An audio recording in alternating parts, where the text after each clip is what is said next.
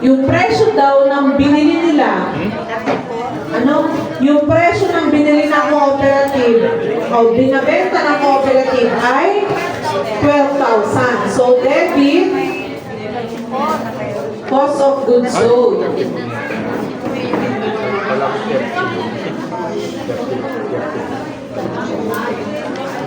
Yung ba yung puhunan? Credit inventory.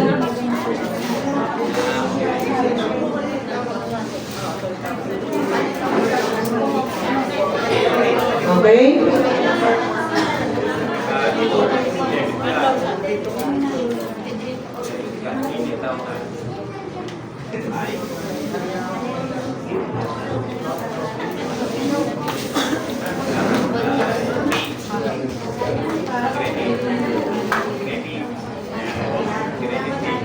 Okay na?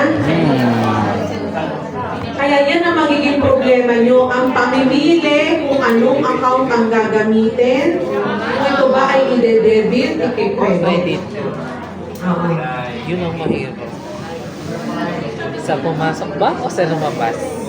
Sa gitna. Next. Okay, mamaya na Hindi alam. muna natin tapos i-re-write nyo. Ha? Additional capital contribution of 10 members amounting to 1,000 each.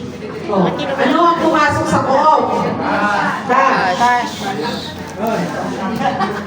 1,000 times?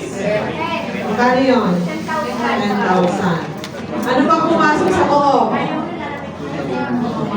Nagbigay daw ng capital ang member. Share capital o paid up capital. Ano? Debit, credit? Debit. Credit. Kasi normal balance ng equity ay? Kailangan ma-memorize mo pala yung ano na yan. Para Yung debit hindi ka credit po. Oo, hindi mo Okay, next. Madali 5 po kasi members computing paid the kasi first plus monthly minus lang. amortization of 833. Ay, ang ano doon, yung question. May nagbayad daw na Kung debit member pag na, ang credit, limang oo, member kanalin ng ko. 533. Anong pumasok sa cooperative? Cash. Magkano? 800.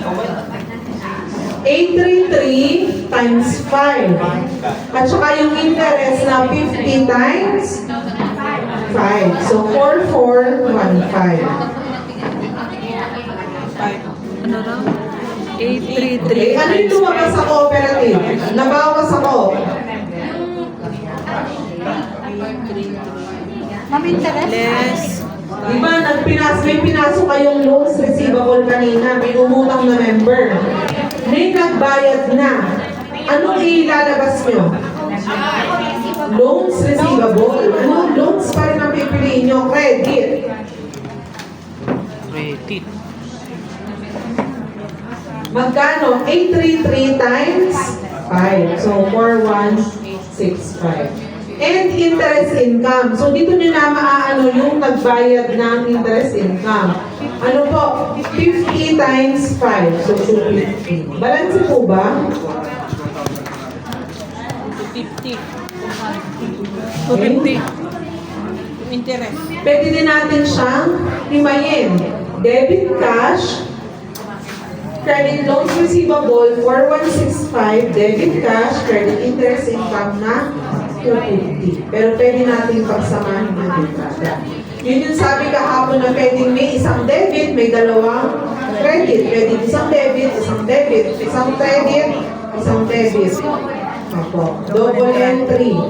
Ano? May isang debit, isang ticket. Okay na?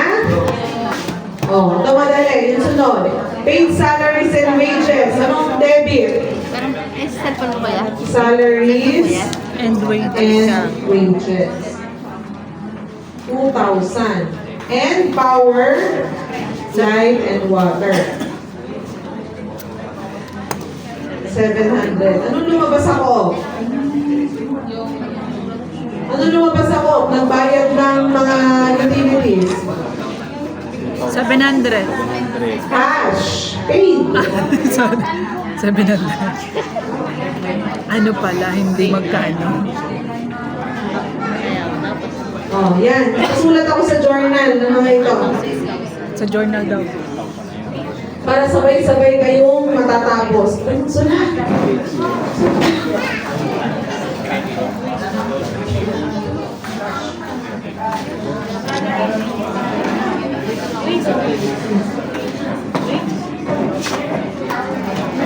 papasa ko dun sa aking account. Power. Like. Or lang.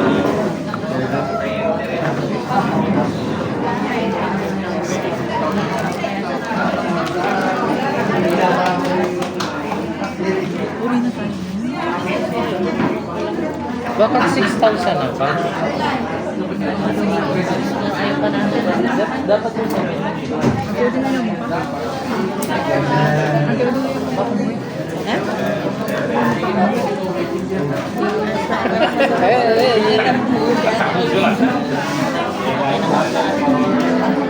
Ito ay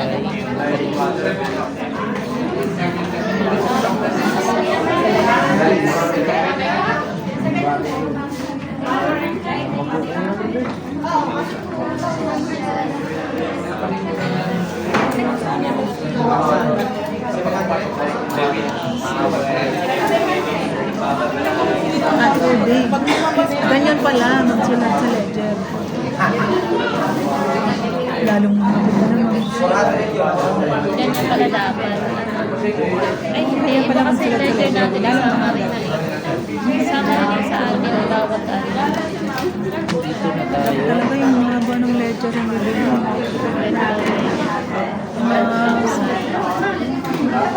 Ano, 28 ba yung pinakamarami ba? Na columns?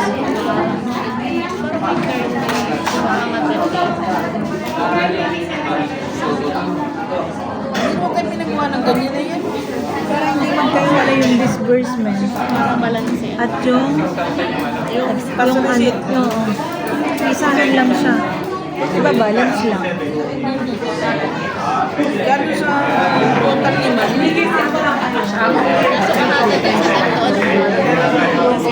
Kasi halimbawa, pag ibabangga mo kasi siya, paghahanapin mo, bubuklatin mo pa yung isa or yung isang notebook ang hahanapin mo. Credit, yung cash receipt, ano. Pero pag yung isang malaki ng gano'n, yung mga ganito pala pa dyan may nakita ako nun sa ano, sa bookstore, sa office supplies, ganito yung kahaba.